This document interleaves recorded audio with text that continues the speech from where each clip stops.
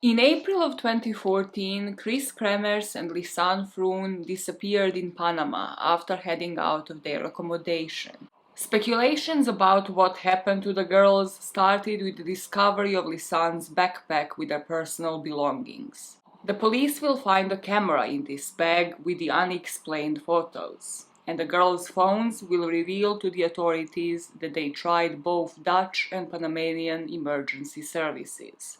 With the timestamps of their last steps, the authorities will learn that 11 days after their disappearance, Kris Kremers and Lisanne Froon were still alive. The question we need to attempt to answer today is, why did they wander into the wilderness in the first place?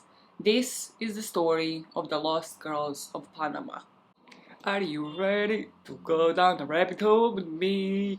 Make it into a song. Are you ready to go down the rabbit hole with me? Why is it country? Hello. That was something. The question was, if you didn't understand my country accent, the question was, are you ready to go down yet another rabbit hole with me?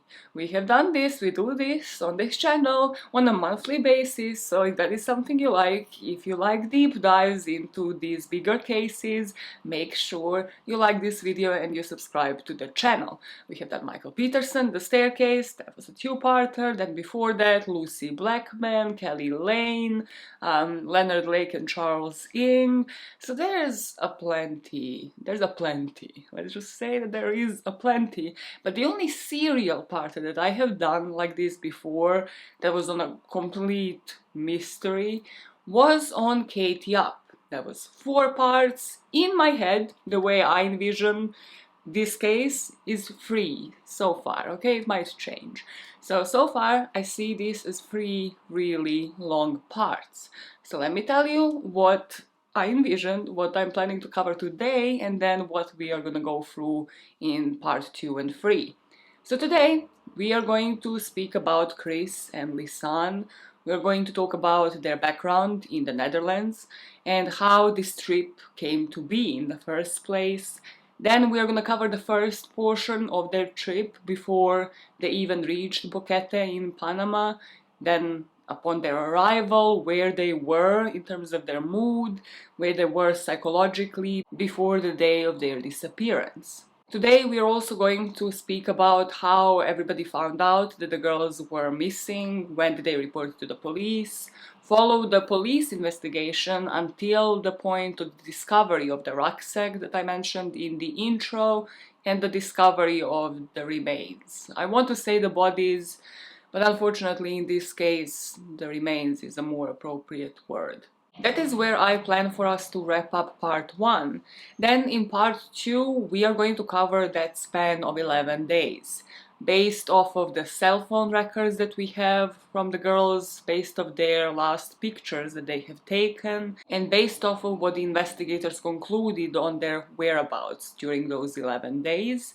And then in the first part we are going to go into the actual investigation from that point on, where the case still stands now, and finally the theories, the most popular ones, some of the ones that are more out there, and see if we can make an educated guess on these girls.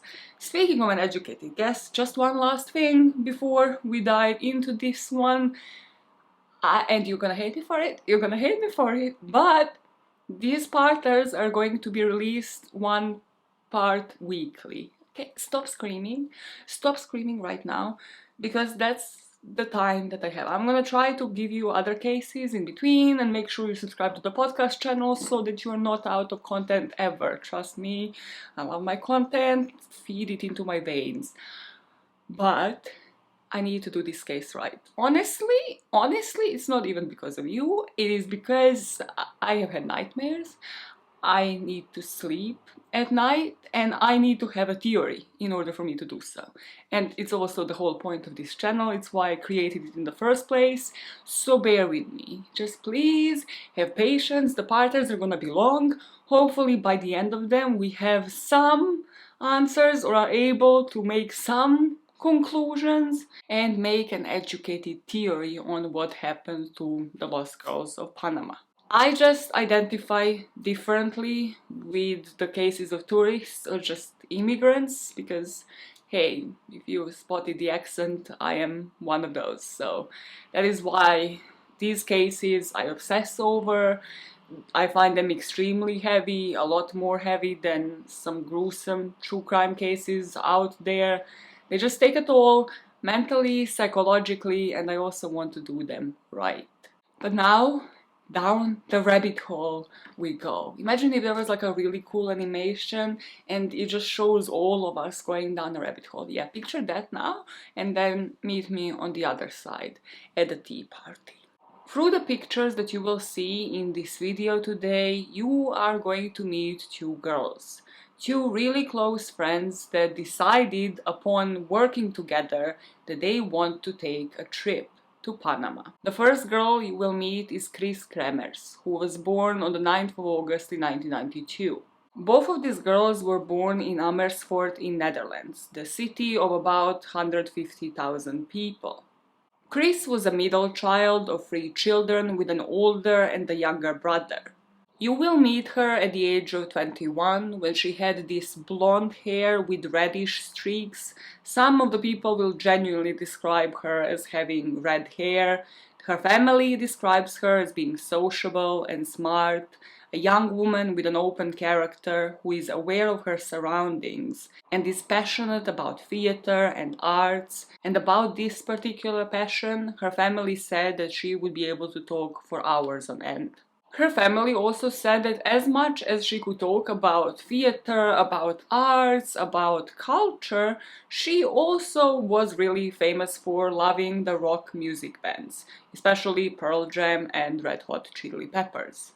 And another thing, I don't want to say that gives Kris an advantage, but differentiates her from her friend Lisanne, was that Kris and her family actually went to Peru before. So they went on a similar kind of trip, where most of the things that you have to do in a city are outdoors, belong to being outside, hiking, going on different trips, but mostly within a mountain range.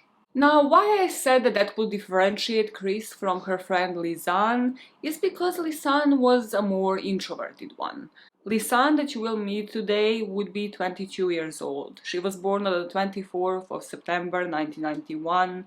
She was sporty, but more introverted than her friend. She was always described as the more cautious one, somebody who would prefer the quiet and doesn't really feel at home in front of a large group of people. She was a younger sister, and her older brother would call her a homebody, somebody who liked to spend time with her family, and her parents really knew who Lisanne was through and through. They'd always described her as a quiet and empathetic person.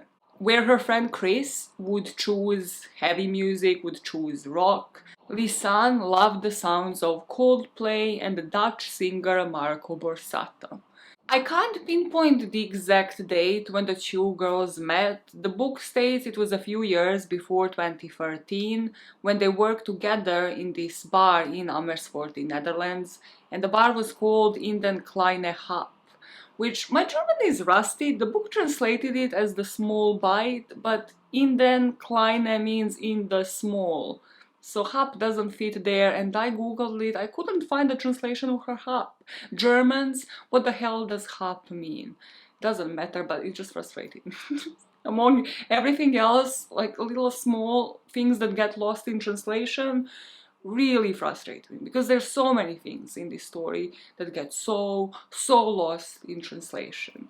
Anyways, they work together, and then in 2013, in the summer of that year, Kris would get her degree in cultural and social education at the Academy Hogeschool Utrecht, and Lisanne graduated from Hogeschool Saxon Academy in the Dutch city of Deventer in applied psychology. As they were working in the restaurant still at the time of their graduation, they decided to take the gap year and to do it together. So they planned for the year between 2013 and 2014 to enjoy the life to the fullest. Their Facebook pictures from that point on will portray exactly that. They would play volleyball matches together, they would do volunteer work, and as you would expect from two girls who are in their early 20s, they would also go out with their friends, they would go to different festivals, and they really enjoyed hanging out with their close-knit friend group. Lisanne's dad would later give interviews for the Dutch TV stations, and he would say the girls initially intended to go to Costa Rica, but that plan seemed to have fallen through.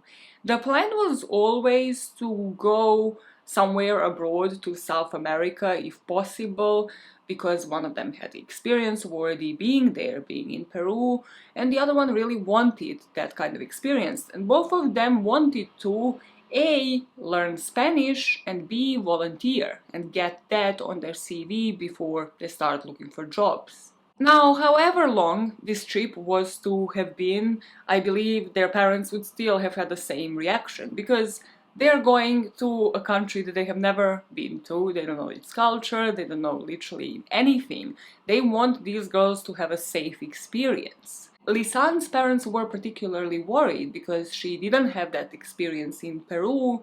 In fact, as I mentioned, she was really close to her family, and the furthest that the whole family went on a trip to was Germany, about 500 miles from their home. So the family decides for these two girls to have the great backpacker experience that they really wanted to have, where they can volunteer and also learn some Spanish, to start going through a travel agency. And they found this travel agency called Pt.1 that would arrange everything for them.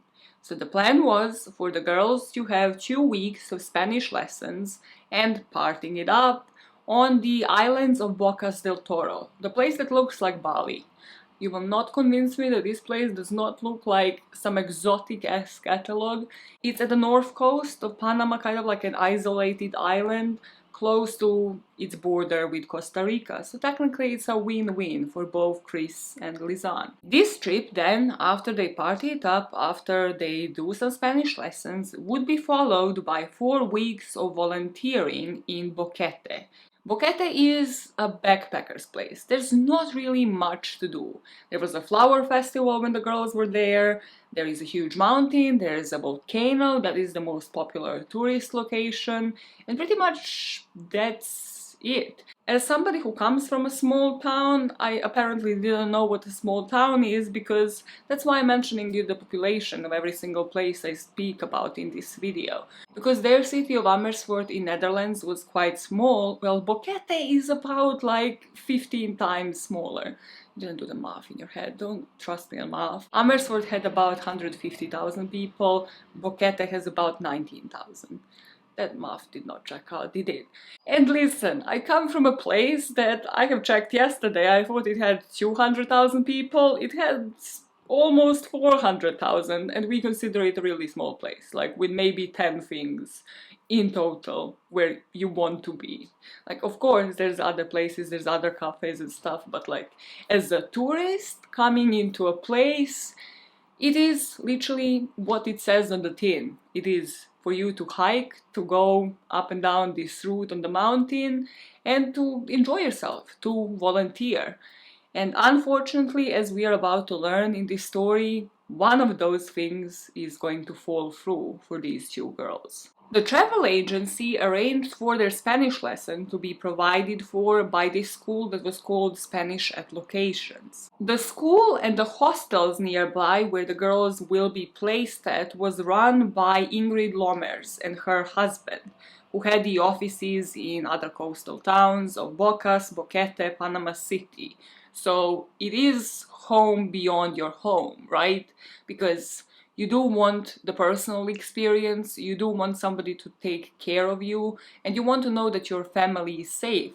And especially for Lisanne, but really for both of the girls who are in an unknown country, on the unknown territory, you want that homely personal experience for the duration of the time that you are there. And that is the feeling that I was getting, that this agency was aiming at, and that also the girls were looking for. The volunteer work was to be arranged through Spanish at Locations as well. Kris and Lisanne were to work for Guarderia Aura, which is a nursery, a daycare center that would often get the help from the volunteers. Once they go to Bocas first, to that island at the north of Panama, they were to stay at Ingrid's hostel. So as I mentioned, she has a couple of locations in Panama, but when they move to Boquete, to the backpacker city, they are to sleep with a woman called Miriam Guerra, which is this woman from Panama living with her family in a house that isn't far from the language school, and they found her through the agency, and she often offers accommodation to the foreign volunteers.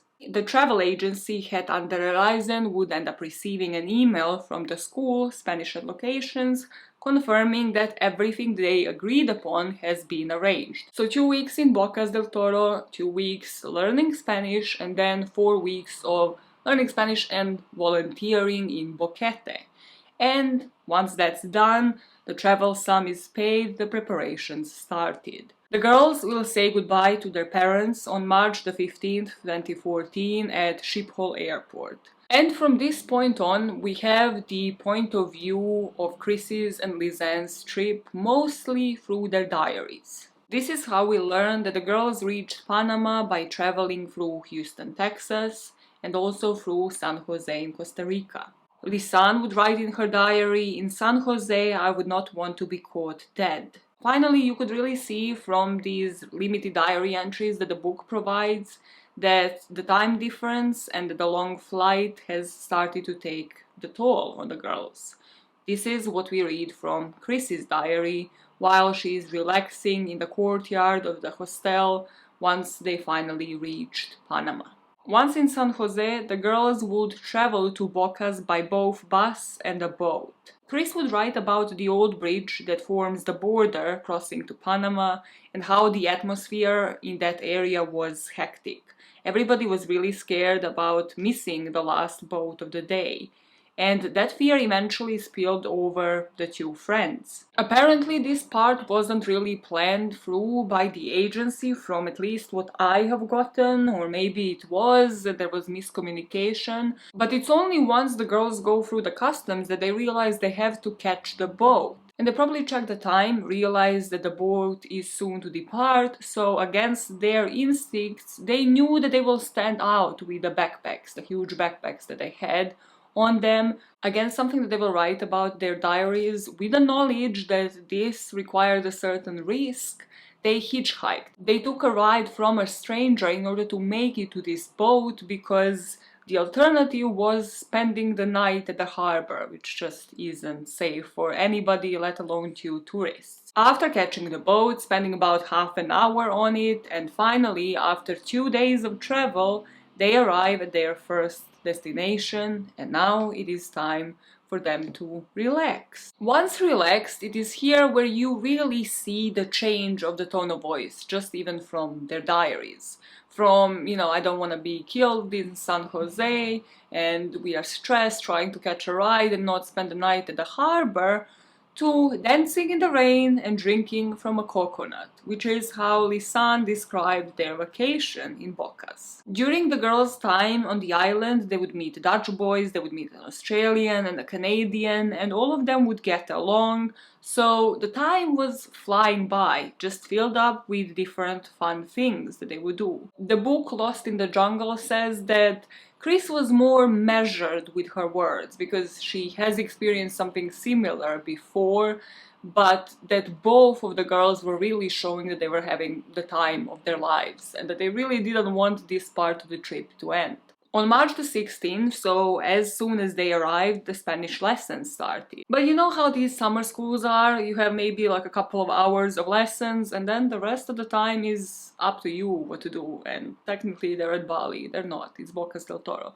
But it is this exotic place where they can have plenty of things to do. On March the 18th, they go to the famous Red Frog Beach. The next day, it is just the two of them, snacking and drinking cocktails at Casa del Verde, and then in the evening learning how to make tortillas and gazpacho at the language school, finishing off their night at a disco, at the Aqua Lounge.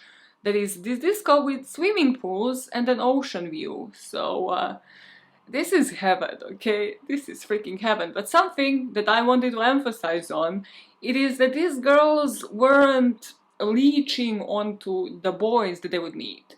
It was just like, cool, we are there, but we are still sticking by each other. We are still not separating ourselves from one another. They knew how to stay safe, and I think at this point they were friends for at least a couple of years. Their friendship was strong enough. There was the buddy system in place, is what I'm driving at. I don't think that any of these girls would have left the other one to just go be with a boy or just go hang out, spend the whole day with a boy, because that was not the point of this trip.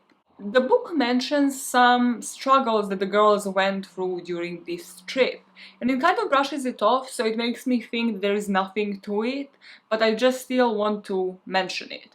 So through the dolphin spotting, the sloth watching, which is probably the most calming experience, this is what silent meditation needs to be all about. Just you sitting against a sloth, watching them chill on a tree. That apparently happens in Bocas del Toro if you want to go. Deep boarding, snorkeling. These 2 weeks flew by. They were nothing but fun. But Lisanne complained to one of the boys about an old injury that makes her legs feel like elephant legs from the heat. So once she's in extreme heat, and Kris had a day where she struggled with stomach issues, but none of these issues spoiled the fun for the 2 girls. So 14 days later, the girls say goodbye to the Dutch boys and they all agree to meet again in Amsterdam. On the other side of Panama, in Boquete, on March the 28th, Marjolein, you're gonna meet Marjolein, she's a location manager at a language school in Boquete, so working under Ingrid, let's say. She calls Maria, who is the director of the nursery, Aura, where the girls are to volunteer. These 2 women arrange for Aura to give a call to Marjolein on Monday, March the 31st, about the time when Kris and Lisanne can start volunteering the next week. The next day is Saturday, March the 29th, 2014, and Kris and Lisanne are traveling with a shuttle bus from the youth hostel in Boquete to Miriam's house. They're driven by a driver of a bus that is most probably Plinio Montenegro, who is a man that usually guides tourists. In part 3, I believe we are gonna go through a lot of these people again to see if they were ever suspects, to see where the investigation led the police in Panama, but the vibe that I'm getting from having read this book is that it's safe. Everybody knows everybody. This was all arranged before the girls were even to come, and it has been done multiple times before. Miriam has hosted multiple volunteers before. They have been placed to volunteer at these exact same places. This process of how they were even transported to Miriam's house, every single part of this process has already been done, and all of these people know each other. That can be a good thing and a bad thing. What I'm saying is that can mean later when you're thinking about a crime occurring or giving witness statements that it's great because everybody should have known where these 2 girls were at every single point, or it can mean that all of these people are sticking by one another and really standing up for each other. The place that they have just arrived to, as I mentioned, is a really small town. It's called Boquete, has about 19,000 people living there. It stands at over 4,000 feet in altitude and is surrounded by mountains. To its east, the most famous location for tourists is the volcano Baru. And this volcano stands at 11,397 feet, and as such is the highest point in Panama. Boquete is known for the relatively chill, cool climate, and as such is popular mostly with the retirees or expats from either North America or Europe. The mountain range that you will familiarize yourself in this story is a largely impenetrable jungle, as described by this book. Behind this jungle there is a village that is inhabited by Gobe Bugle Indians, so by the native Indians of the territory, and the whole of the jungle, the 2 national parks that belong to it.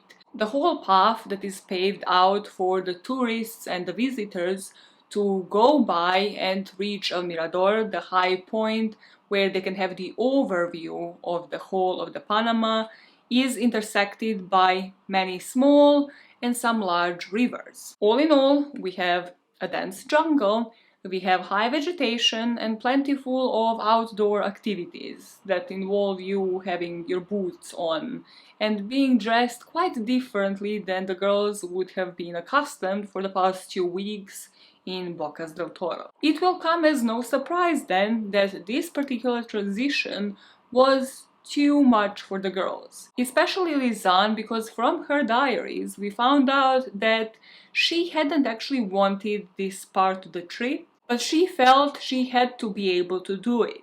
She called it the final test before I can be truly happy with myself. The view is beautiful, the house is spacious, and the family is friendly. I'm very close to Kris, but I still want to go home.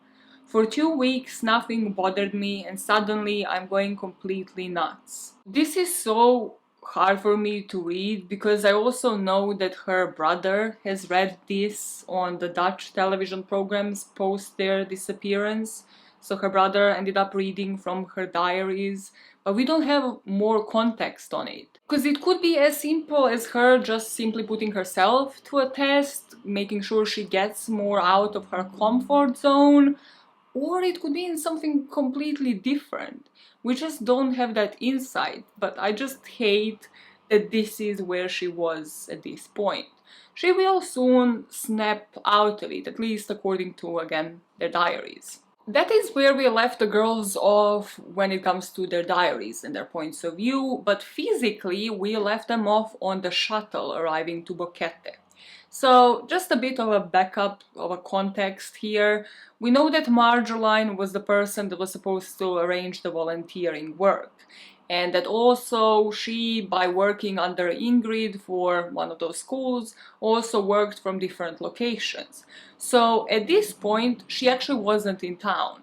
She was transferred to Costa Rica and she left the girls with this woman called Eileen, who was a young German woman interning at the language school in Bocas and now continuing that internship in Boquete.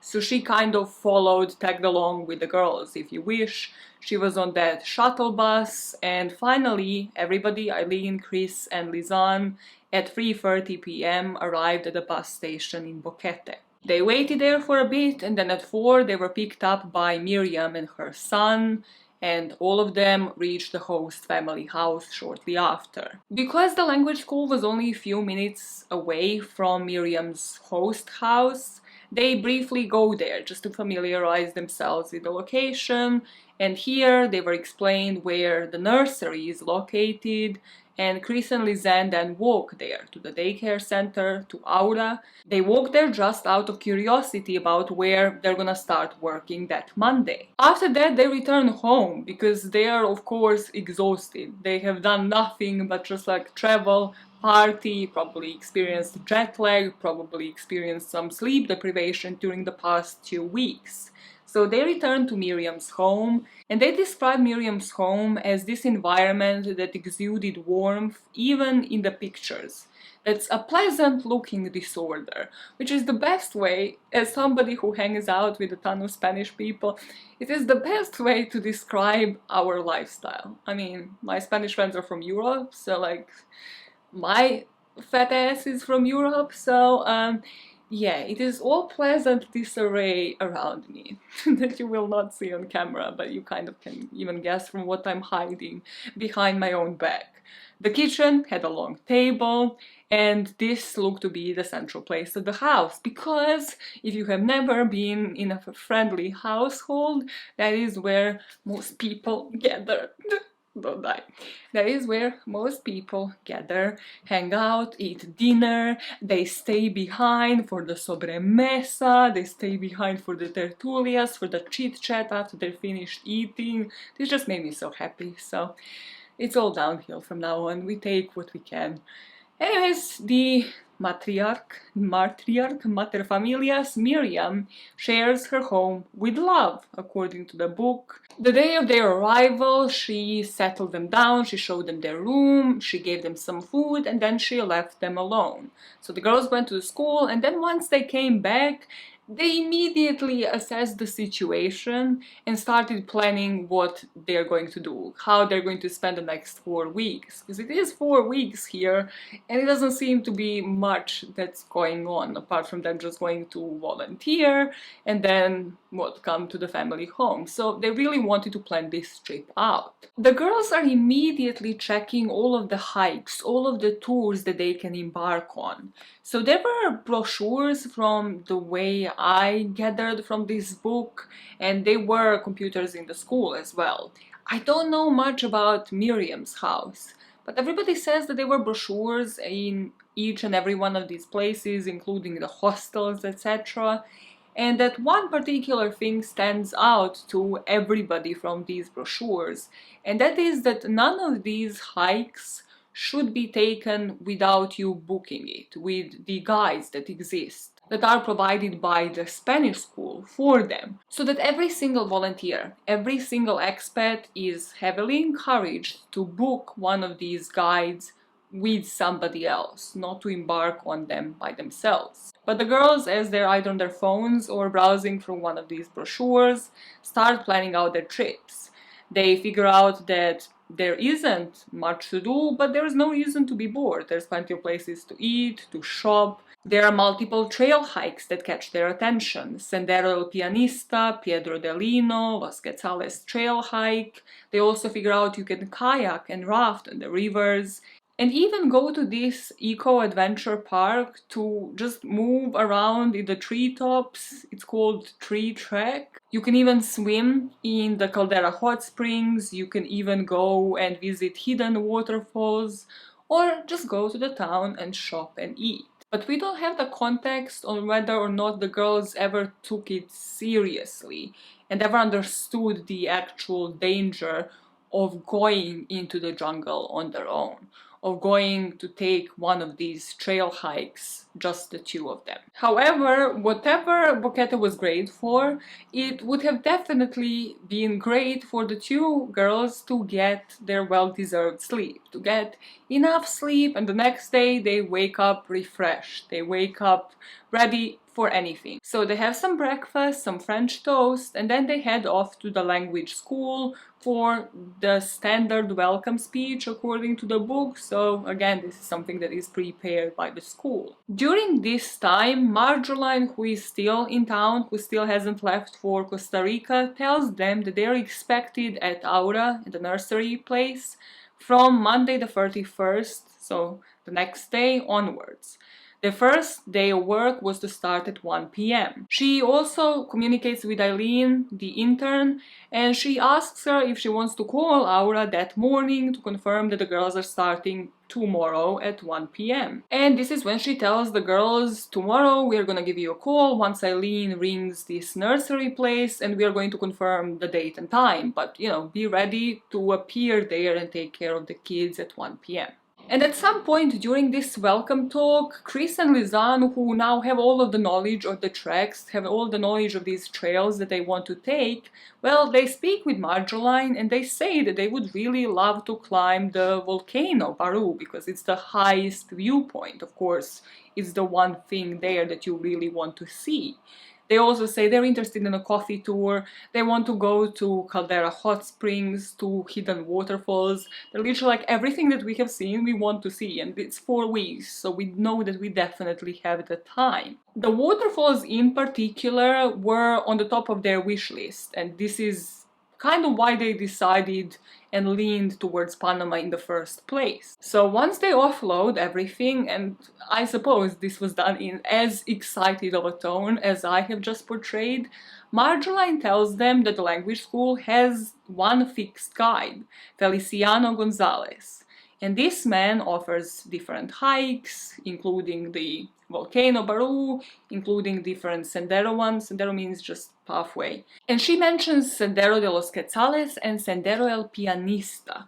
And she mentions Senderio Pianista especially because it is one of the most beautiful shorter hikes in the area. So the walk in total takes about 5 hours. From where they're at to the top about like 2.5 and then 2.5. So between 5 and 6 hours, and you create an amazing viewpoint from there. If the weather is clear, you can see both oceans, and then you can walk the exact same path that's already kind of carved out for the tourists, as I mentioned again. But again, she reiterates that all of the hikes are offered with a guide only, so that they should refer to Feliciano about going on any of those hikes. But there is something that I find interesting. According to the books, Marjorie also tells them that, you know, there are some people that take these hikes, especially in the book she mentions the one towards Volcano Baru, which is probably the most dangerous one, so I'm not sure why this was mentioned, but that people usually, sometimes experienced hikers, take these ones on their own, but that they definitely shouldn't. But as I'm trying to really enunciate in this story, I am not sure how many things have been lost in translation and just how much emphasis was put to these girls that they should, at no cost, at any point, take any of these hikes, just the two of them. So after the welcome talk, the two girls just go out to explore, to see what's going on in the town. They discover Coffee and Flower Festival, that is an annual occurrence in the town. This is where 2 months later the pictures of the two girls standing in front of the life-size flamingos will be found. Other pictures from their cameras will show them walking along the Rio Caldera and going shopping, having a bite to eat. They stop to have lunch at this place called Bistro Boquete, which has the balcony, so another place with a viewpoint on the 2nd floor. And in the pictures that they have taken during this lunch, people have said that they could see Lisanne studying the tourist map of the area, indicating to us that the girls did have access to physical maps, and then they also had access to smartphones and the maps on them as well. Later in the afternoon, they went back to the language school to look at different excursions, and in the evening they would have dinner at this restaurant called Fusion. Miriam would later say that the two girls didn't get home until sunset that day, and she explains that the sun in Boquete sets a little after 6:30, meaning that the closer to the equator you get, the shorter the twilight lasts. So maybe something that the Europeans wouldn't have known or would need to get used to. In terms of where these girls are mentally at this point, if you remember when we last checked in with Lisanne and her diary, she was struggling quite a lot with the whole transition, with the switch, making sure that everybody knows that this is something that she finds challenging, probably going out of her comfort zone a bit too much. But her family would later say that once they saw the pictures of the two of them on the 30th, that they realized that Lisanne was back in it. That maybe she only needed a good night's sleep in order to recover, that she doesn't even know how brave she is. Kris also wrote that it simply took some time to get used to the family, whose customs are unfamiliar to them as Europeans, whose language they couldn't speak, but they found that they knew what they were doing. Miriam was receiving young foreign people for over 6 years at that point, and she's used to dealing with foreigners who don't speak as much Spanish, who aren't as fluent as she is. And she also had, she had multiple children, but I think it was the daughter that was also present when the tourists would arrive, because the daughter had the better knowledge of English. So they really tried to make it as homely as possible. That night, the night of the 30th, the two women will settle down for the evening. They shared a simple bedroom containing 2 beds, a nightstand and a closet. They fell asleep, ready to start their work tomorrow and to finally enjoy the remaining 4 weeks of their holiday. Monday, March the 31st comes along, and while Lisanne's Samsung is being charged, she's just chilling in the hammock looking at the map of the area.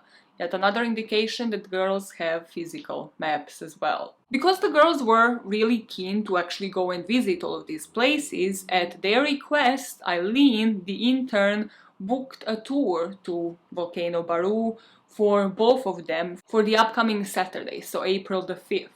So from what I gathered from the book, the plan was for the girls to learn Spanish, to volunteer 5 days a week, and then during the weekends they should, as advised, book tours with the guides, meaning that during the weekends they can go explore the places, and that puts a time constraint, at least in my head, because suddenly now you can't obviously hike after work, you can't go hiking at night, you can't go explore the trees, jump from the treetops in the evening. So now suddenly, instead of 28 days, you have 8, because you only have weekends to explore. So it kind of gives them a time constraint, and that's probably why they booked this tour, this hike, as soon as possible. Once the tour was booked, the girls are now in the Spanish school and they are on the computers.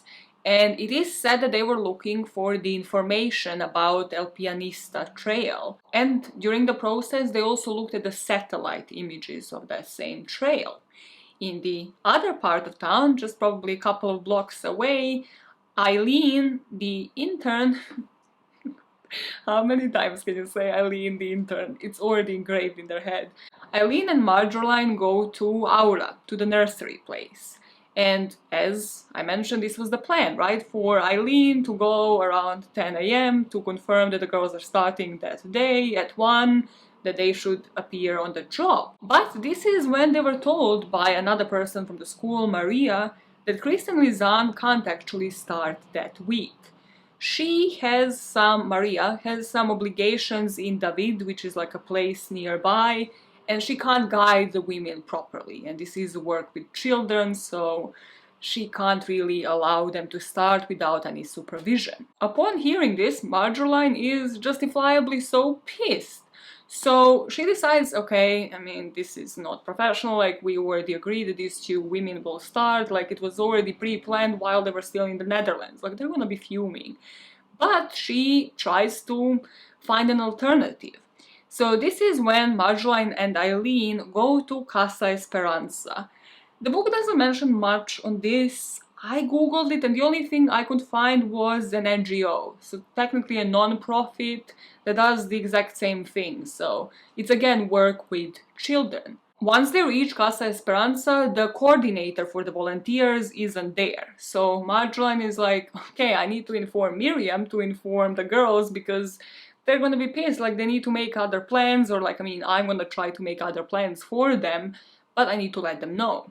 Miriam doesn't pick up her phone though. Marjolein and Eileen go to the language school with the intention to inform the girls, but I don't know where they were. Is the computer room in a different part? They don't manage to do that, and this is when Marjolein leaves. Marjolein had to go to David, to this place nearby, so basically everything was left to Eileen to take care of. But Eileen doesn't manage to inform the girls then and there of the decision of the nursery place, Aura, so it is said that the girls just left the language school without any knowledge of the 2 of them not actually working on that day. Somehow, missing Marjolein, missing Eileen, the 2 girls leave the language school at around 10:40 a.m. And they head for the downtown Boquete, so I'm not sure if they had it for lunch before going to the nursery, because they still don't know that they aren't to volunteer. But this is when Marjolein sees them. She sees Kris and Lisanne getting into a cab, so she rings Eileen to tell her like, hey, can you try to get in touch with Maria to figure out if, you know, anything is happening with Casa Esperanza, like, you're taking this over, but try to reach out to Aura so that the girls know once they arrive that there's no volunteering work for them there. But of course, the girls don't know anything, so they're going along with a plan. So the cab driver drops them, they reach Aura, and this is where they meet Maria. And they have quite an unpleasant experience because they thought that they're reporting for work, nobody communicating with them, and apparently nobody told Maria that they weren't told, so she wasn't expecting them. So according to Maria, later she will say that the 2 girls, about 18 years old, which they're not as we know, didn't speak Spanish at all, that they spoke to her in a language similar to French, and that she told them that she didn't need volunteers. And this they understood, like, yeah, Probably if you say no, people understand it in multiple languages. But of course, because of this whole miscommunication, the two girls had a different thing to report to their diaries. They said that they were disappointed, this was very unfriendly, not at all warm or welcoming, and they also didn't understand what exactly is going on. So after this disappointment at Aura, the girls don't know about the whole Casa Esperanza secondary plan, which also still isn't a plan, it's just like an alternative. So they returned to the language school, and now the language school is closed. Eileen just fucked off. I don't know, the language school is now closed. So they wait a while at the language school, and finally they realize nobody's there, nobody's appearing. They just suddenly decided to shut it. What is going on? I mean, we might as well just go have lunch.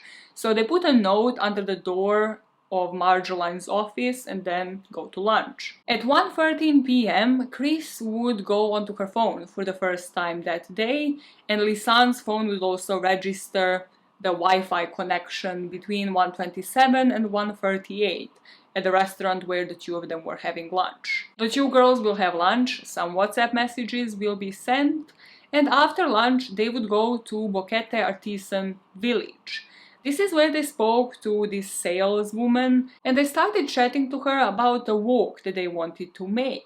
They don't mention to this woman what walk it was, but later everything will lead the police that they planned to by themselves, on their own, embark onto the Pt.1. From the searches from the school, from their own searches on their phones, and finally, because they will eventually that day at 4:42 p.m. return to the language school. And we know because they connected to the Wi-Fi at the school, which is when Lisanne would take another look at the TripAdvisor, and they will use this Wi-Fi until 5:26 p.m. and they will use the computers in the school as well to look up other information about other things, but in particular El Pianista Trail. And at 5:26 they head to Miriam's house. At around 6:30 p.m. Marjolaine comes back, and if you remember they left the note underneath her office door, so she is pissed because she left it all to Eileen to figure out that day, and apparently the girls still aren't even in the loop that they weren't supposed to be working at Aura, that they're looking for an alternative. They know none of that. Finally, this is when Marjolaine manages to get in touch with Kris and Lisanne, who are now at home, and tells them that the Guarderia Aura has no placement for them that week. So the two of them are disappointed, but they understand that Marjolaine can't really do much, and they understand that she has agreed with Eileen that they are gonna call the coordinator of Casa Esperanza the first thing tomorrow to see if they can work over there. In their diaries, the girls would later say that they weren't happy because of the unpleasant reception, because of how they were received at this Aura place by that woman Maria, and neither of them really has any desire to work for Aura, so they kind of hope that this Casa Esperanza thing falls through, and they're just lost. They don't know what is going to happen tomorrow. So it's quite a different tone of voice, and it's quite a different energy that they're feeling this day compared to how positive they were yesterday. This evening, March 31st, Lisanne would also exchange some WhatsApp messages with Edwin, one of the guys that they met at Bocas. Apparently, a large fire broke out at the hostel in the other part of Panama where the two boys are staying, and she wanted to check if him and his friend are safe. They said that they were fortunately sleeping somewhere else, so everything is okay. But this man would later say that after he asked how she is finding the host family, she just never responded. And it's typical for Lisanne to be concerned about her friends, about the fate of her friends, hence why she is so close to Kris, but it was kind of weird that she didn't respond. After the WhatsApp messages, after the two of them vented in their diaries, they have dinner with the host family, and after dinner, Kris started reading a book in her bedroom, and Lisanne was sitting next to Miriam on the couch watching TV. Lisanne, according to Miriam, what she would say later, had a cold that evening, and she started complaining about it. The way Miriam described it was resfriado, which is kind of just like a flu. But later it might be misconstrued that Lisanne has asthma, which is going to influence how the searches were done and what they found in their rucksack, in their backpacks, but we will come to this moment later in time. It was just a flu, so Miriam asks Lisanne what they're going to do now, that the volunteer work is cancelled, what are they going to do in the next week, and Lisanne says she doesn't have any fixed plans yet. They're gonna wait until tomorrow to hear about this other place and whether or not that will fall through. So at 8 p.m. these two girls are like, you know what? Fuck this. We have vented, we have had such a disappointing day, we have checked up on our friends, we have done our due diligence, we deserve a massage. That's right. So they go to this person called Sigrid for a massage, and this is where they went some more. They take it all out of their system, they tell them about everything that happened at Aura, that they might start working at Casa Esperanza, and they return home after 9 that evening. The morning of April the 1st, Marjolein finally left for Costa Rica, as she said she would, around 7 a.m., leaving the girls to the mercy of these two schools, to the mercy of Eileen and other interns working there. The morning of April the 1st, the girls also woke up to 73 degrees in Boquete, which is about 22 degrees Celsius. Although the temperature might climb for another 10 to 15 degrees, the temperature where they are headed to the Mirador is always about 2 or 4 degrees cooler than at the lower elevation levels. Lisanne's phone will show that the two girls were actually rushing towards the language school at 7:52 a.m. They go in, and at around 8 a.m. Eileen is there and she calls Casa Esperanza. But this is where they'll learn that Kris and Lisanne can't actually work there either that week, because they're told that they have enough volunteers. So they decide not to beat themselves up that day. They're going to do other fun things, and then once volunteer work becomes available, they're just going to jump on it. Here they ask Eileen, is there any other excursions, any other tours tomorrow? Because suddenly now, again, they don't need to only focus on putting these excursions and these tours and these hikes, just clustering them during their weekends. But suddenly a lot more days have opened up for them to go and explore. The next day there was an excursion indeed. It was to do with a coffee tour. So Eileen calls that guide, Feliciano, who is in David, in that other area, and he has a hospital visit at that time, so he confirms that he can pick them up from the language school at 8 a.m. the next morning to go out onto this tour. The two girls resort to going back on their phones again for a bit, and then, without telling Eileen where they were going, they go back to Miriam's house.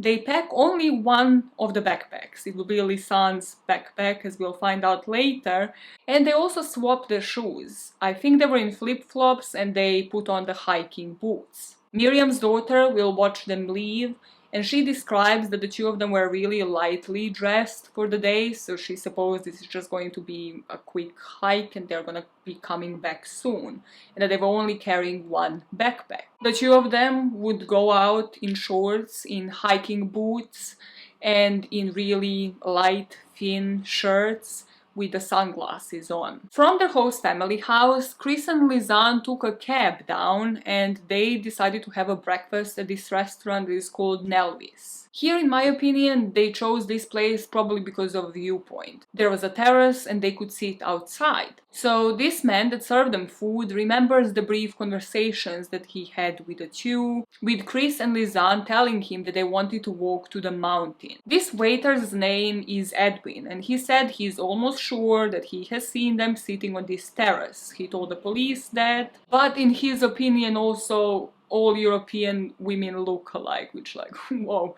alright, it's like, it's not even defining it by a country, it's like all Polish women look alike. No, all European women like, okay, sure sir. But according to him, Kris is very recognizable with her reddish hair. This is what I mean. A lot of people will describe Kris's hair as reddish, and I kind of see it, but I'd rather describe it as blonde than reddish. He describes it as such. And he said that both of them were alone. It didn't seem like they were meeting anybody. It didn't seem like they were waiting for anybody. They were there until about 10:26 a.m., which is when the last Wi-Fi contact was registered, and this is when They paid their bill and left. While on that Wi-Fi, around 10:16 a.m., Lisanne was briefly on Facebook and looking at the Dutch news app, and she also opened Google Maps and downloaded the map for the offline use, which is super smart, by the way. Do that before each and every holiday, please, like right about now.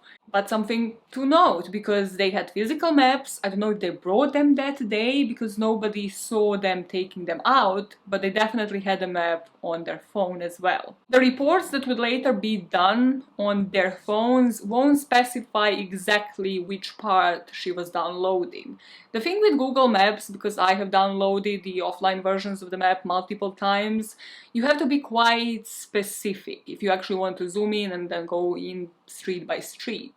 So if they were to, let's say, have downloaded a whole map of Panama, I think that would be enough. I think that would suffice, but I'm not sure if they would be able to then like zoom in on each and every region. Or you know how when you see things from the bird's view, you can only see them by like the main points.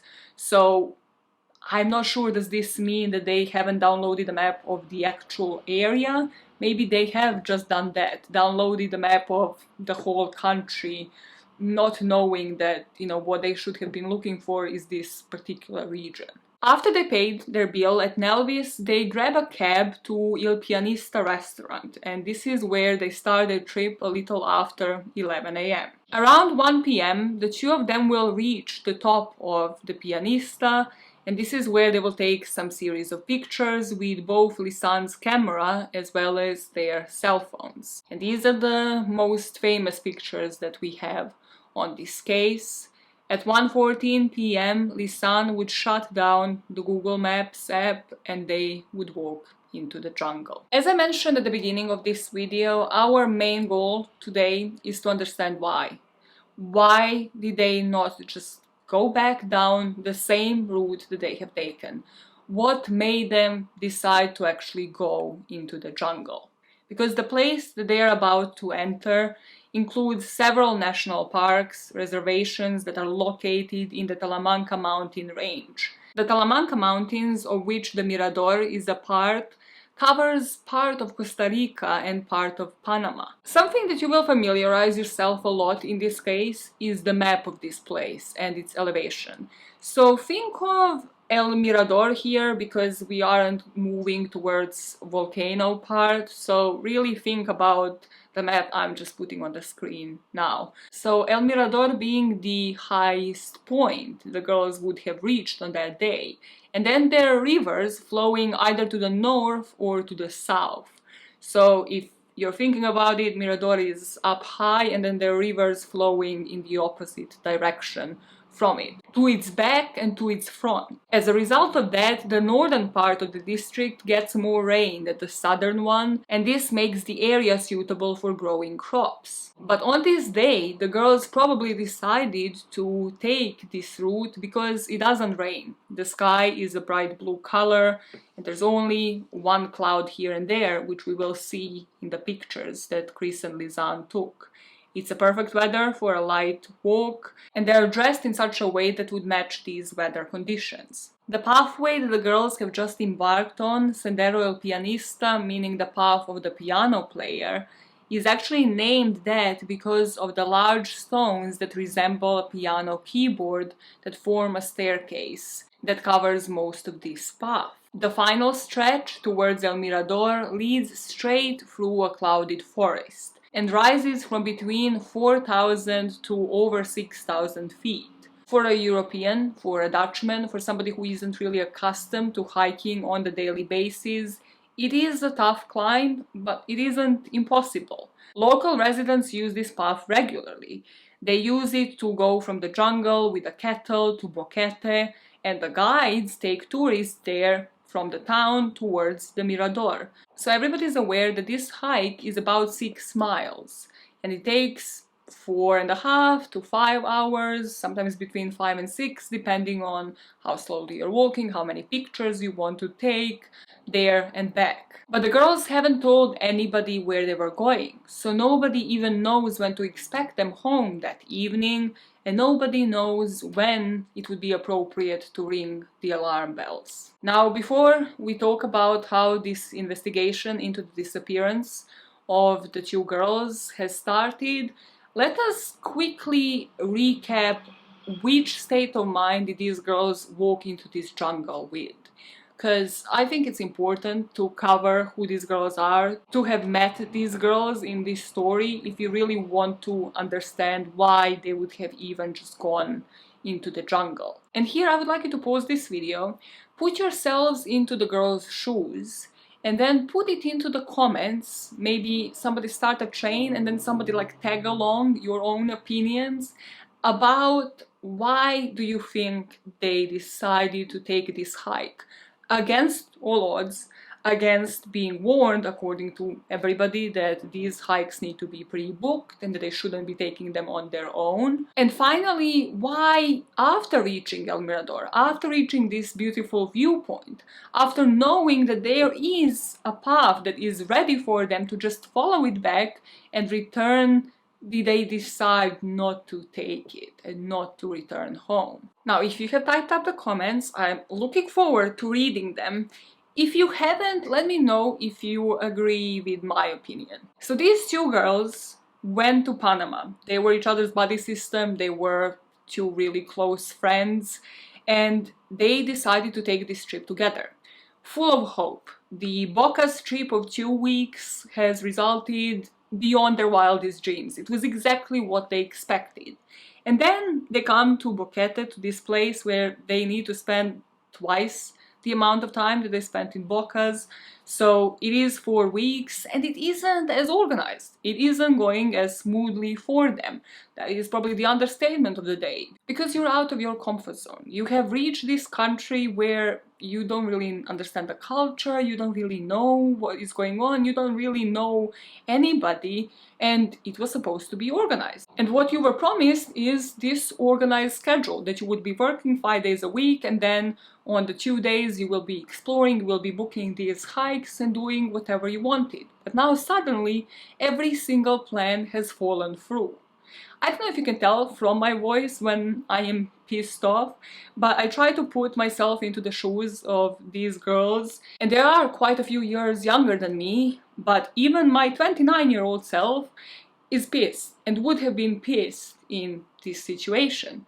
Because who do I rely on? It doesn't seem like anybody really knows what the hell is going on, nor that they really cares to organize this, to make sure that these girls' days are fulfilled, because from everything that I have told you, that is exactly what they wanted. Every single day that they have been in Panama, they wanted them filled up. They wanted to feel like they aren't wasting their time.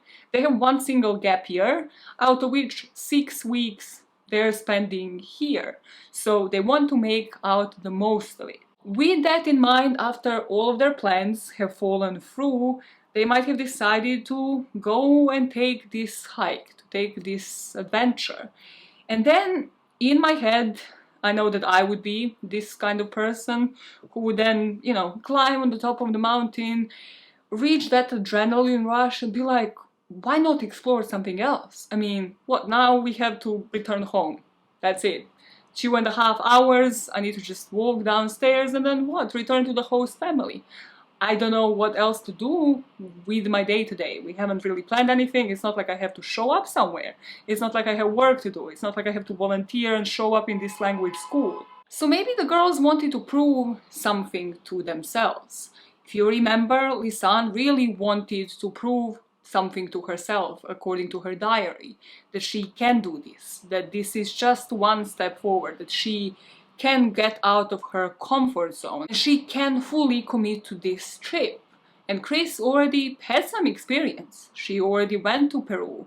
I'm not sure what her trip there consisted of, but she might have been more familiar with hiking. With the two girls this close, being each other's buddy system, it just takes one to suggest something, to be like, why don't we maybe just walk into this jungle? I mean, if we just go for a couple of minutes, we know exactly where to return. We have this map that we have downloaded, it's on our phone. we have our phones that are charged, and we also, maybe, I'm speculating here, have the physical maps as well. Like, what is the worst that can happen? And for me, at least, from that point on, it's kind of easier to see how you would go along with such a plan and how you would maybe lose track of the time, because you are exploring, you are just finding out something, you are having an adrenaline rush and finding something fun for a change. For the past couple of days, I'm sorry if I'm gonna offend anybody, but they might have felt like it was a waste of time, because they technically weren't really doing much. Their days were completely different to what they expected and to what they had in the past 2 weeks. So suddenly, this might have seemed like a challenge. It might have seemed like they are conquering something, they're embarking on this adventure, and they didn't have worry in their head that they might not be able to return, until that worry finally kicked in, which is what we're going to talk about in the next parter. But now you and me are going away from El Mirador, and we are back at the language school. It's Wednesday morning, April the 2nd. If you remember, Feliciano, the guide, agreed to meet with the girls to have that coffee tour with them. So Eileen, the intern, is there with her backpack at around 8 a.m. and the guide Feliciano comes to the school. So they wait for the girls, they wait for about 10 minutes, and it's already weird because the girls were never late. The girls would always be super keen, they would be the ones pushing the agenda, they would be the ones who be there. So when the girls don't arrive, Eileen and Feliciano decide to walk to Miriam's house, because it's only a couple of minutes away anyways. Maybe they slept through it, maybe they slept through their alarm clock, and they're just going to wake them up and bring them on this tour. At the host family, at Miriam's house, nobody responds to their knocks on the door. So after half an hour, they call Miriam and they're like, what is going on? Are you with the girls? Where are the girls? And Miriam tells them that the girls never returned home the night before. So basically, she prepared dinner, she was waiting for them in vain, but then she didn't really want to raise any alarm bells because she's doing this for about 6 years. These exchange students or tourists usually choose to stay away unannounced. So initially she wasn't worried, but now she kind of is. So she tells them that there is a spare key in the backyard. It's kind of like one of those hidden spots. And Feliciano and Eileen go and take this key. So with the key, now they're inside of the house and they start knocking on their bedroom door. And Miriam says, if you don't hear anything, just open the door, because this is really weird. It might mean that they never actually returned home. After knocking on the door and nobody responding, Feliciano and Eileen entered the room. And Feliciano said he just felt like nobody slept there. There were all these different items on the bed, which is, as we know, from when they were packing that rucksack. After this, they call Miriam for the third time, and all of them agree to check other locations before they actually talk to the police. Because Eileen is portrayed so badly in this book, so I'm not sure if that is her personality. I don't want to hate on somebody. Maybe it is just how the journalist portrayed her. Maybe it is lost in translation. But Eileen is like, you know what? In Germany, they don't actually let you file a missing persons report for 24 hours. So maybe that will be the case here. Like, no, report them right the fuck now. Anyways, they go check the school, they go check other locations, and finally that evening they ring the police. It is said that the first police report would be filed at 8:30 p.m. The police will tell them that they can't actually take the report without their ID papers. So Eileen and Feliciano are asked to go collect them from Miriam. So for the second time that day, they are going to go into the bedroom and take their documents without the police, because apparently there's no officers available to do this themselves. When it comes to what Eileen and Feliciano will find inside of their room, I believe that it set a precedent towards the further investigation, and also the precedent for the blame game between the prosecutor's office and Sinaproc, which is like the civil guard. That will be the two main parties here. Because they found the passports, or rather the ID documents that they couldn't travel without, they found things like toothbrushes and also another rucksack as well. So they didn't suspect that anything criminal would have happened. And that is why the civil guard that was in charge with the rescue missions and everything will only get called 44 hours later. Of course, this would later result in Sinaproc reproaching the police and the prosecutor's office for not sending the police officer there, for not treating this as a missing people request straight away, for no level of urgency. And why did they let these two people, Eileen and Feliciano, go into the room where potential forensic evidence could have been happened? It's just that blame game that you will see a lot during this part, and then also part 3 of this story that I don't really know where to fit in. So I wanted to mention it here, because when you look at it on the surface, you can see it from both ways. Yeah, you can see why the police officer wasn't sent, but you can also see, like, okay, there's toothbrushes that we see, things on the bed. They didn't plan to leave, and if they did, they would have taken their passports if they wanted to flee on their own, but they didn't. In the bedroom, they will find Kris's passport, and then they decide to go to the language school where Eileen would look up all the necessary information about Lisanne in the booking papers. Once they collected this, they go back to the police, and at this point the sun has already set, so the officer at duty decided that they're gonna start searching the next day. So yeah, that's smart. That they're gonna start searching the next day, because it's not like these two women are in shorts and really light shirts facing a jungle, probably lost, because otherwise they would have returned home just on their own, with no food on them, with just a really small plastic bottle of water, and just not dressed for these conditions at all. On April the 3rd, the searches for these women will finally begin. And here we will have the police. From what I understood from the book, there is the police, and then there is Sinaproc, which is like civil guard.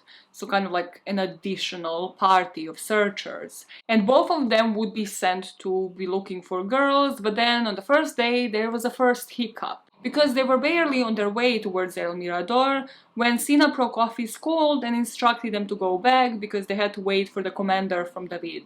This is when Feliciano decides, like, I'm a tour guide, I know this area, I'm going to walk up to the Mirador by myself. And on the way there, he speaks to a man called Lázaro. This man lives in the last house before the summit, before Mirador. And he said he saw Kris and Lisanne go up the trail at around 4 p.m.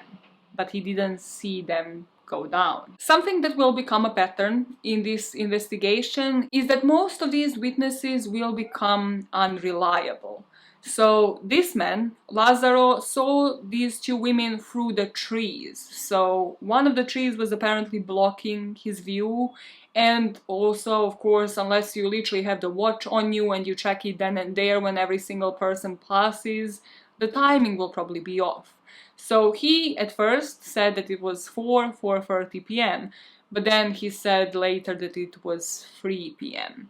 And that is something that you will hear a lot about for the remainder of this video. We can pretty much at this point be sure that this first witness testimony that we will have on the record isn't correct, because on April the 1st, so the day of the disappearance, at 11:04 a.m., the cell phone tower at Il Pianista restaurant would make the contact with Kris's phone, meaning that she was definitely there when we know she was. The last contact with the cell tower is recorded at 1:38 p.m. on the Serpent Trail.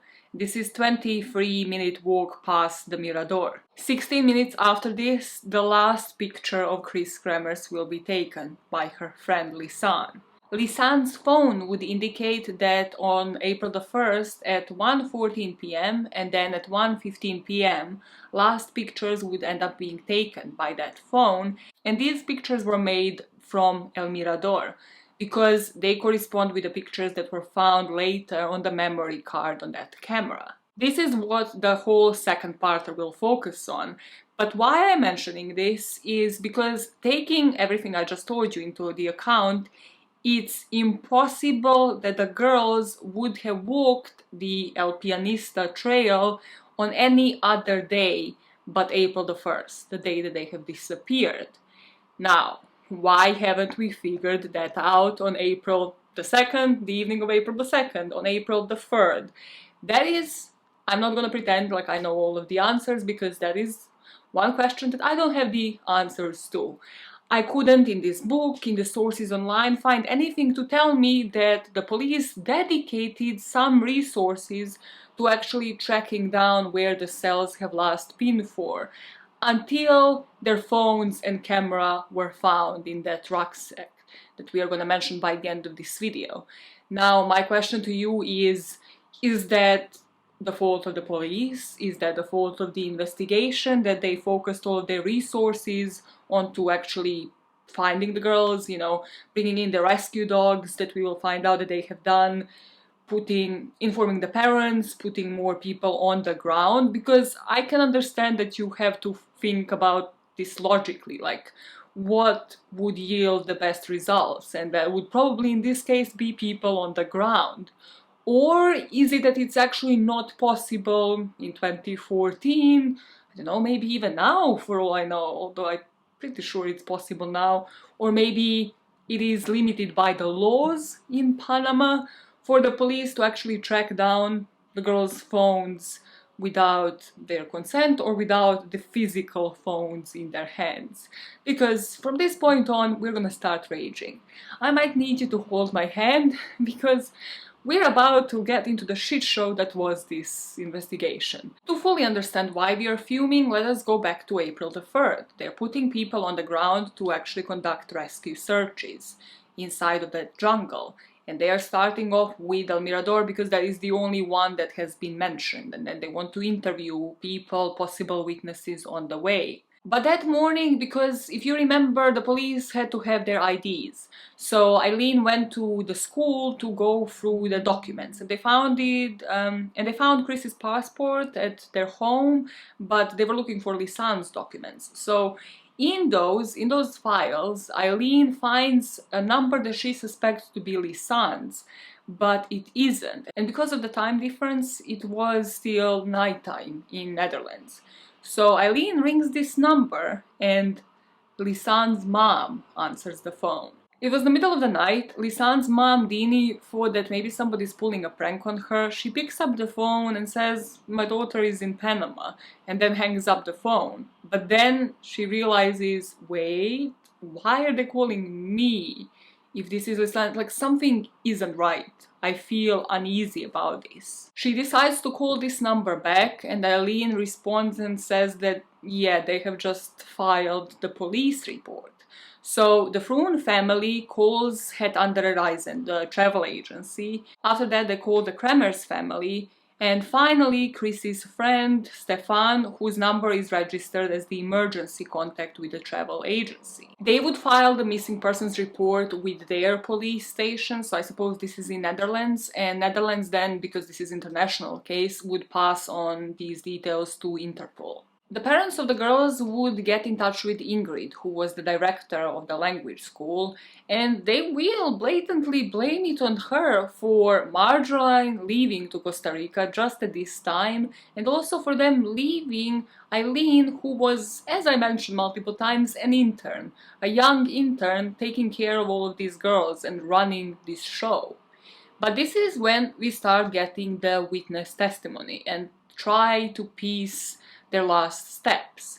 Something that Ingrid will maintain was that Kris and Lisanne were last seen at her language school around 1 o'clock by a staff member on April the 1st. However, because of Eileen's testimony, because of the testimonies of so many people contradicting this was March the 31st. So on April the 1st, as we know, they have just went to the school to confirm that there is no further plans for their volunteer work, and then they have headed to have breakfast, and that was a lot earlier than 1 o'clock. At 1 o'clock they were already at the summit. They were already close to El Mirador. Another thing that people from that school couldn't agree on was, did the girls ever state that they wanted to go to El Pianista? Because a lot of things get confused once you are faced with like computer records, once you're faced with the two of them downloading the maps. So, for example, Feliciano, who would later be looked into, the tour guide, said that, yeah, they actually indeed mentioned that they wanted to hike to the top of El Pianista Trail. And he said that he heard it from Eileen. But Eileen would later give an interview saying that she has never said that to Feliciano. So, kind of sparks up this conversation about how did he know. In short, what I'm about to present to you are a later timeline and an earlier timeline. And based off of most witness testimonies, the police will finally agree that the earlier timeline is correct. So the people that have stated that they have seen the girls later in the day include the cab driver that drove them to that restaurant, Leonardo Mastino. He said he picked the girls up on April the 1st, little before 1:30 in the afternoon near the language school. According to him, they got into the cab. He asked them in English where they wanted to go, and they said in Spanish to the entrance to the Pianista Trail. He was on a phone call during this ride, so at 20:02 they got out of the cab, and it seemed like they were headed towards this restaurant, Il Pianista, at the beginning of the hike. There will be another witness that is the owner of the hostel Casa Pedro, called Pedro, and he will say that Kris and Lisanne spoke with him around 3:30, asking him about where Sendero El Pianista is, where does it begin. He remembers this in particular because of how late it was. He actually advised the girls not to climb it because, well, the sunset is going to reach them by the point that they reach El Mirador. It's not even the safety precaution, it's the fact that they won't even get the best view. But then we have a couple of different people. If you remember the driver that drove them from the hostel to the host family, Plinio Montenegro. So this guy is also a guide, and he says that he believes he met Kris and Lisanne at the Mirador around noon, so much earlier than everybody else is saying. Several women that lived along the path to the Mirador said that it was much later in the afternoon, that one even warned them that it's too late to wake up, so this is why, again, they remember this, just like the previous person, the owner of that hostel, while another saw them in a red pickup truck that was driving down the hill. So in short, the early timeline states that the women headed back towards Boquete around 3 p.m. and the late timeline, they were dropped off by the cab driver around 1:40 p.m.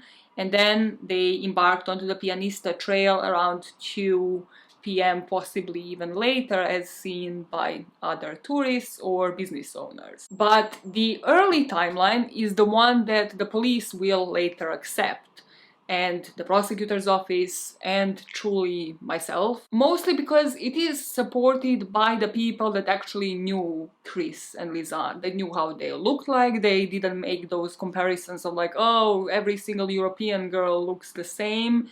And they at least roughly knew when the girls showed up in the language school. So the prosecutor's office will later believe that Kris and Lisanne began their hike at around 11 a.m. and arrived at El Mirador around 1 p.m., even before they saw all of the phone records, even before they would find the rucksack. The searches for the girls will continue, and on April the 4th, the harsh reality will set in, because the rescue teams will finally face their first setback in terms of the weather, if nothing else. That day, a stormy wind carrying lots of rain raged over the area. And this isn't even just like your innocent kind of rain. As I mentioned, this area is surrounded by a couple of rivers, by different brooks and streams. So during the heavy rainfall, the river water would rise quickly, and people in the area would experience flash floods. And these floods would take everything along their banks with them. These floods would recede, and then the branches and the debris would lay along the banks until the next time the water would rise again, which unfortunately in this case they didn't have to wait long for, because it happened already towards the evening of April the 8th, when another heavy rain front developed. From that point on, it is said that for at least a couple of days the conditions in the jungle worsened because it continued to rain steadily. And what the book isn't saying is that the girls are out there in their shorts, in their thin shirts with no protection, just trying to find cover and survive, because we know at this point that they are still alive. On April the 5th, the volunteers started getting help from the helicopters that were hovering over the area, and also the Dutch Ministry of Foreign Affairs offers to try to pinpoint the location of Kris and Lisanne through tracing their mobile phones. So they forward this offer to Panamanian Public Prosecutor's Office, who replied that these services aren't needed at the time. The parents weren't even informed of this until many years later, so yet again, I am not sure if these people just wanted to spend their resources somewhere else. By these people, I mean the police in Panama and the prosecutor's office, to do their job on their own terms, because there's probably a lot of politics going on here, like somebody else is intervening into their own searches. They probably won't be super happy about it. But priorities, and once you, in hindsight, learn that the girls were still alive, at this point it kind of makes your blood boil. On April the 6th, because the police knows that if these two women were still inside of that jungle, that their time is running out. The fact that they never returned, that they never managed to find a pathway, made a lot of people believe that they might be injured. And a lot of people still buy into that theory.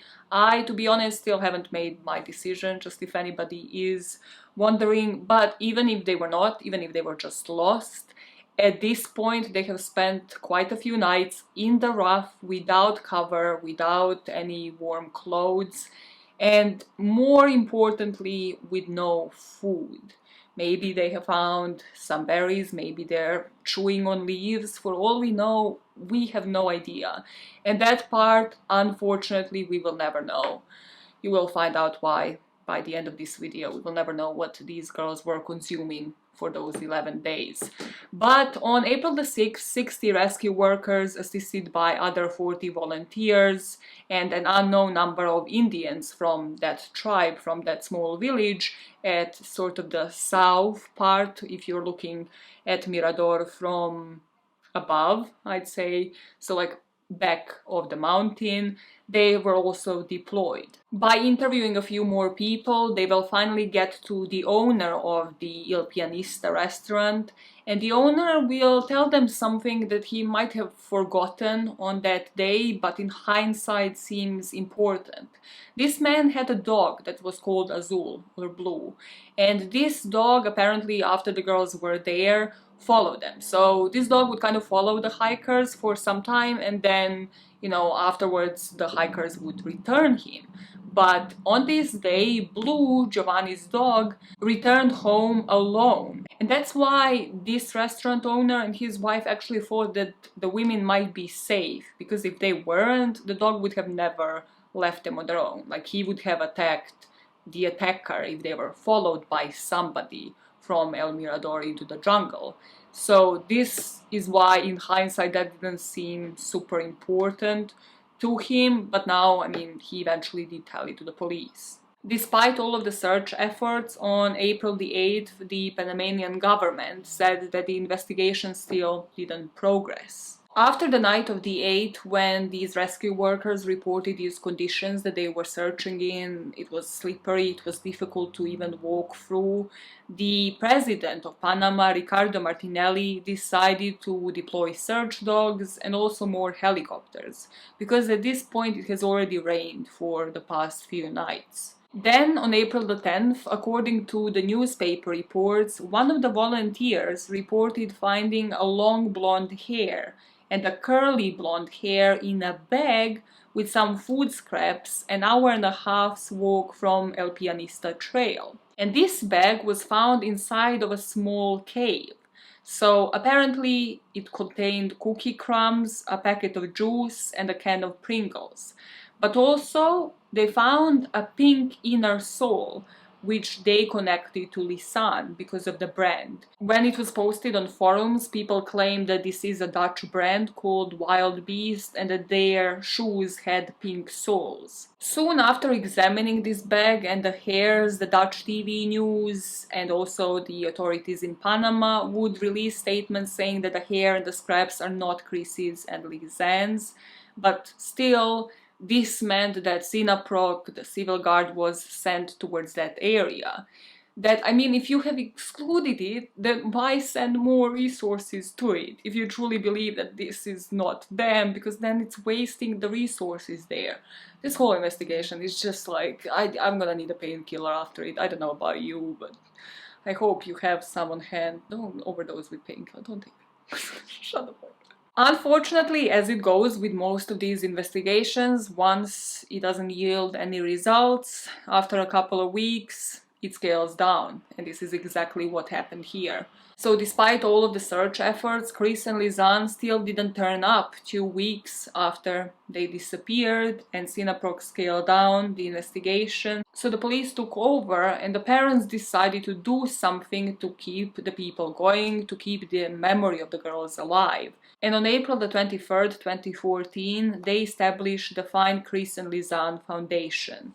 The goal of it, single-handedly, was to raise money for the new search campaigns. They set up the reward, and the reward started from $2,500 and then it was raised to $30,000 because of the money that was going into the foundation. Everybody rallied up behind these two families, especially their friends and family in the Netherlands.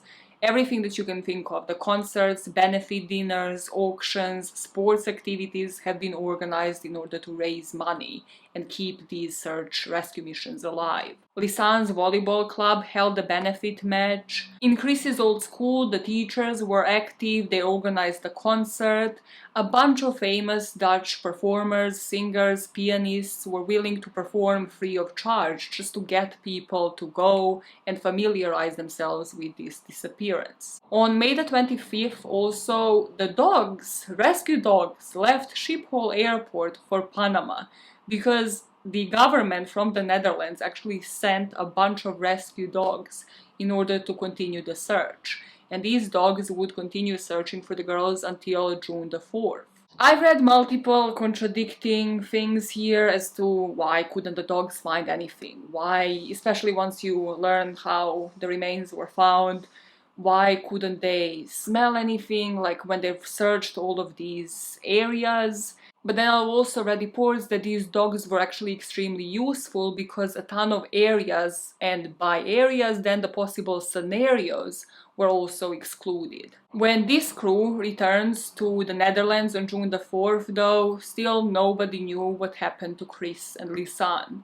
But that will all change on the morning of June the 12th when the police received a phone call from somebody telling them that the wife of a friend found a backpack in the river with items that might belong to the two disappeared women. The backpack would end up being located deep into the jungle along the Culebra River. And why the dogs haven't searched this area is because everybody thought it was too far for the girls to have even reached, because it was too far from both the Pianista Trail and the Mirador. The authorities will soon arrive to this area by helicopter and pick up the backpack. And let me tell you the contents that they have found in this backpack. A Canon PowerShot XS camera, a camera cover, a battery and one memory card, SanDisk brand, an empty plastic case, 2 sunglasses, 2 bras, one all black and one black with pink red flowers, an insurance card in the name of L. Froon, 1 iPhone, Samsung phone with the extra battery, 1 lock, a key with keyring, 2 phone cases, $87 in paper money, 5 25-cent coins, 1 candy wrapper, a small padlock with a key, 1 water bottle with a white cap and a small layer of water in it. Let's briefly discuss the contents here. Rather, if something screams at you, again, now is the time to pause it, comment on it, and maybe then once we reunite, it will be the exact same things. Or maybe we'll see something that I don't. There are two things that scream at me, and one of them I think is an actual vital clue in this whole story, at least about trying to determine time of death, if you wish. The first thing that screamed at me was the technology that was found on these girls, the camera and both of their phones. There are so many theories out there about these girls having met foul play, having maybe being lured into the jungle, or rather that they headed into the jungle in order to escape from somebody, in order to hide. But in my mind at least, if they were ever met with foul play, if they were ever harmed, or possibly if the supposition is that they were killed by somebody in this jungle, then I mean a half as capable killer would take the technology with him and then destroy it. And this just doesn't happen in this case, because you must know that the police department, that if this rucksack was found and you're clearly leaving it to be found, that they are going to find everything else in it, including the technology, with all of the cards inside of those phones and the card inside of the camera. The second part that screamed at me, some of you might find uncomfortable, but bear with me, because these are the bras that they have found inside of the rucksack.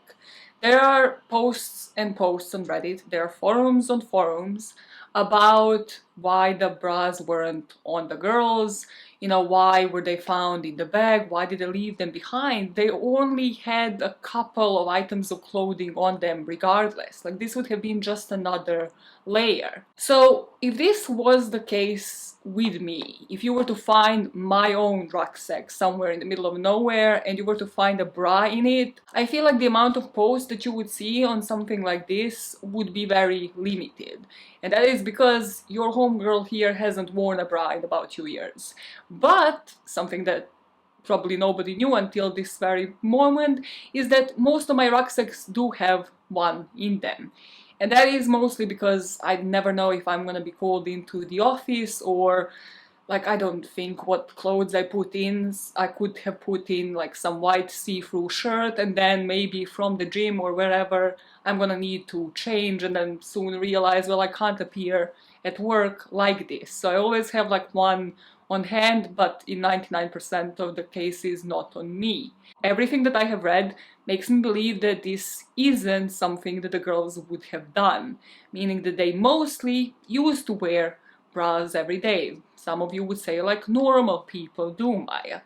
But now, put yourselves in this position, especially if you are a girl, but even if you have ever been in the presence of one and have seen the look on her face when she takes the bra off, you know where I'm headed. Even if you are the most religious bra wearer, you wake up, you put it on, you take it off once you get home, or definitely, most definitely, before you go to bed, because you know that those buggers are uncomfortable as shit. So this leads me to believe that these girls, for the 11 days that they were alive, would still at least try to be comfortable during the night. Maybe they were keeping watch, maybe one of them was trying to sleep and the other one was close by. Remember, there was only one rucksack, and both of these girls' bras were found in it. And why I find this so crucial to have spoken about this for the past couple of minutes is that if they were in any way, shape or form still within reason, that they still weren't like hallucinating or maybe extremely hungry and didn't know what they were doing, like, which would also be very reasonable because of the amount of days that they were out there on their own. If they were still thinking rationally, and this is something that isn't out of the ordinary for them, that means that whatever happened to them, whether accident or foul play, before they could return to that rucksack, happened to them overnight. Let me know if you see anything there, but my kind of theory is supported, I don't know, at least in my head yet again, by a couple of things. First, there's this picture that is in the book Lost in the Jungle, showing the place where the backpack was found. And it was apparently found among the rocks, wedged between a rock and a tree trunk. and it showed on the backpack. So the bras themselves were kind of rusted. On the flowered bra there were fragments of plants and leaves and some loose sand, and on the black bra there were fragments of leaves, loose sand, and some plastic fragments that were found. So in my mind that means that they were wearing them in the wilderness, they were wearing them during those 11 days. I don't know, maybe you hear that and you believe that the bras were in that rucksack for 11 days. Let me know. The rucksack in itself was in quite a bad shape itself. There was some damage to it that the police thought was caused by cutting or stabbing with a knife into the fabric. Or that this could have been, if we are suspecting that nobody had a knife to actually stab the rucksack through, that it was scraped along the sharp edge of a rock or stone in the river.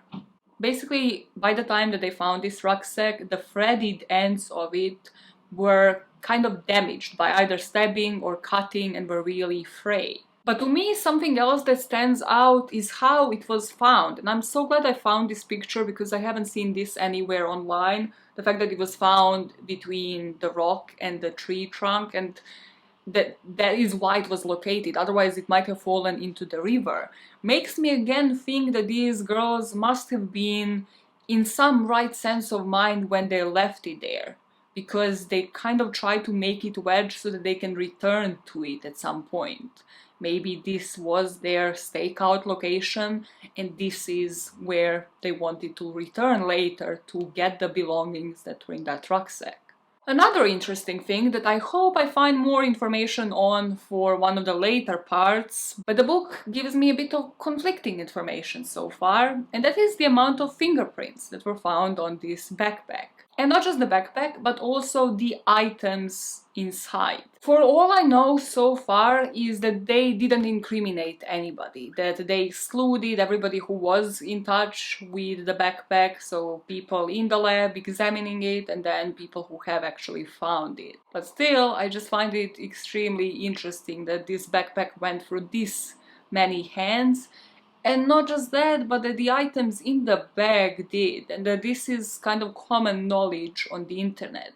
Because if these were only Lisanne's and Kris's fingerprints, then we would have for sure known that these are only Lisanne's and Kris's fingerprints that were found, especially inside on the objects. But right now, our focus is needed elsewhere, because the day after the find, with the family finally realizing how far away from the trail this rucksack was found, they requested for the searches to be extended to the neighboring Costa Rica. This next bit is triggering, it's disturbing. Hold my hand, I'll hold yours, okay?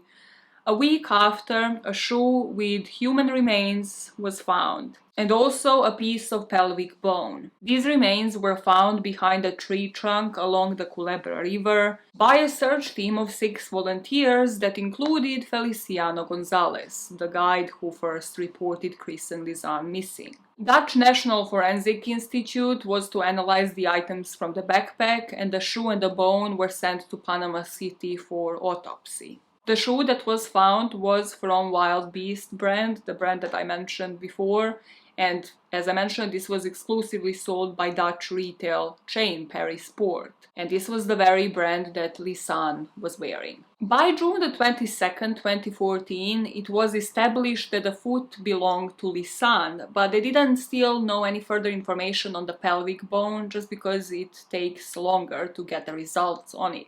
Because even these two remains were so degraded, they couldn't establish the cause of death. And if these two remains were the only ones to be found, it couldn't have been ruled out that a crime might have been committed regardless. The research into the phones, into the cameras, and also the results on the pelvic bone that we would logically suspect to be Lisanne's still haven't been completed when another guide, Laureano, and another local resident found Kris's jeans shorts in the jungle.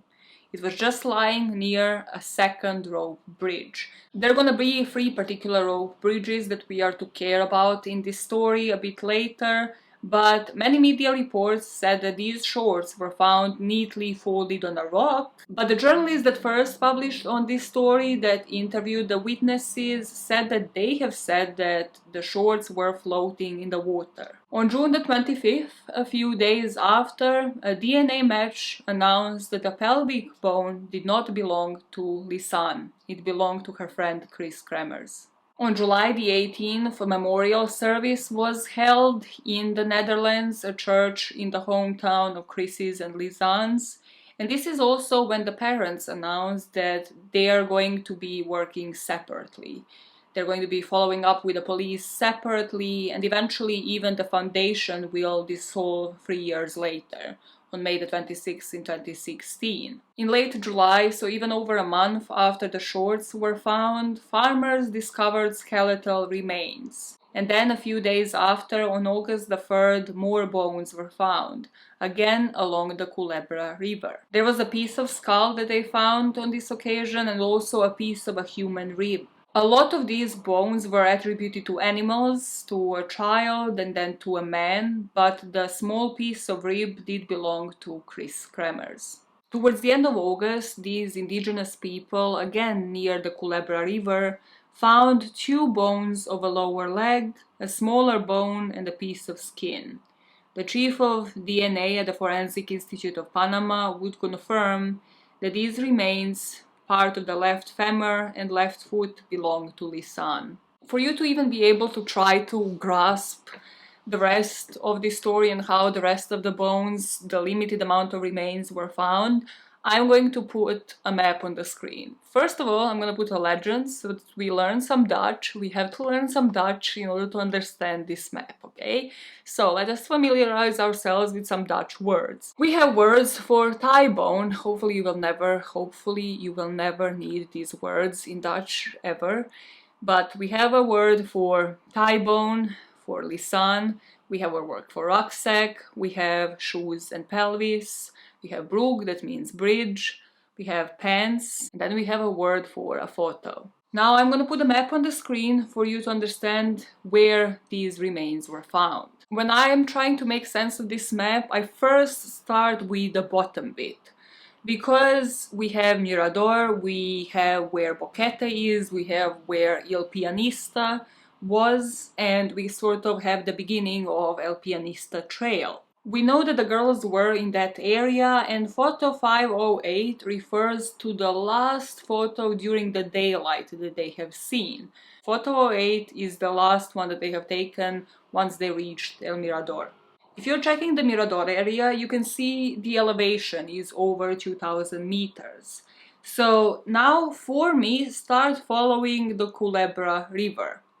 You will spot 3 bridges alongside this river. When I say bridges, let me just tell you what I'm spotting. If I find one online, I will put it on the screen. They're called monkey bridges from what I have seen. And gun to my head, you would not make me cross this kind of bridge. I would rather have a bullet kind of death than cross any of those. Basically, you walk on a rope, 1 or 2, and then you're holding yourself by 2 other ropes.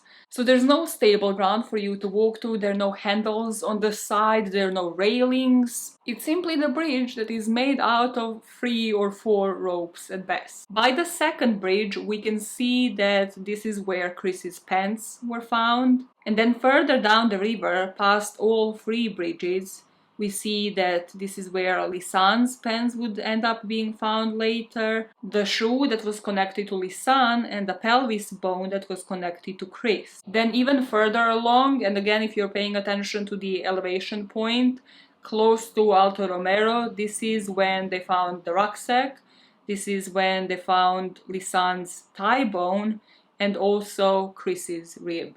These bones were discovered a 14-hour hike north from where the girls were originally known to be. Now, just to make this sink in, just to make us all sit with it, the skeletal system consists of 212 bone elements. What the police will uncover will be only 28 elements from Lisanne Froon's body and only two elements from Kris Kremers. Let's break this down and speak about the conclusions on the bones and the remains that were found. And first, let's start with Kris. As you'll remember, because it probably scarred you for life, we know that Kris's pelvis bone was found because it was found next to Lisanne. And also, we know that her number 10 rib bone was also found. Her pelvis had almost been broken in half, and her bones also had some sign of phosphates in them. Just to briefly clarify what this phosphate thing is, it's bleaching, and it will only happen with Kris's remains. Either you can believe that this has happened due to some external force, due to the chemicals, the girls being exposed to something that definitely doesn't belong in that jungle, and that then, after their bodies were exposed to that, they have been dropped back into the jungle. And this is supported by the fact that mostly they would spend their days in the shade. It was raining for most of the days that they were still alive, because the other reason for bleaching to occur would be sunshine, like the way that sunlight would affect the bones. But again, if you think about the weather conditions, even though the girls exerted themselves for most of those days, probably at least the first couple of ones, while they were still desperately trying to find a way to get back, and while the weather was still sunny, you have to think whether or not that would have happened due to the natural conditions. Kris's bones didn't show any marks that would indicate that they were in the river or among the rocks for a very long time. They should have shown some sign of abrasions or scratching, just even if they were dragged through the river. What this indicated to people conducting the autopsy was that they might not have been in the vicinity for very long before they were recovered. But they also said that this indicated that the bones show no signs of trauma caused by any sharp objects, any puncturing, projectiles, firearms, and there was no evidence of dismemberment, meaning probably not done by a human or a weapon. Now, with the pelvic bone, they did determine that there needed to be a bit of force for the pelvic bone to fracture in the manner that they found it in. They concluded that this is similar to injuries that these people have seen from a car accident or a fall from a really great height. But also it might have been the result of a fast-flowing river from the river in the area, which might have broken down the bone in such a manner. Now, with Lisanne, and I'm really struggling with this one, I'm struggling with all of this, like I might need to get up and just throw up, because this is actually sickening. With Lisanne, the main word really is exertion. The shoe that they found with the foot in it, it was reported in some news reports that even the laces of her shoes were tied, that the foot was still in the sock, and that there was still some soft tissue present. Because with Lisanne's body they found 28 elements, examination would conclude that 28 of the bones that they have found were all broken. In both of her leg bones, they determined periostesis, which means inflammation of the periosteum that is caused by overexertion. From this, they concluded that the two women must have been walking for several days, which would be consistent with what we know, whether or not they were lost, and something that will be confirmed in the second video, in the second part. Another thing that I found to be super mysterious, but according to people that conducted the autopsy isn't at all, and that is why were their shorts found away from them.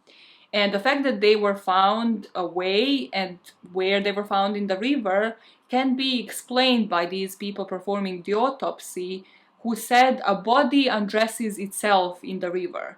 It's quite conceivable, according to these scientists, and this is rough, that the pants slipped off once the bodies have decomposed. But then, if you are an online sleuth, if you know the ins and outs of this case, you will know that Kris's short jeans seem to have been opened, as in the zipper on them was opened, so we need to take into consideration the possibility that one of them, at least, Kris, tried to open the shorts herself. Lisanne's broken bones led these autopsy technicians towards a couple of theories.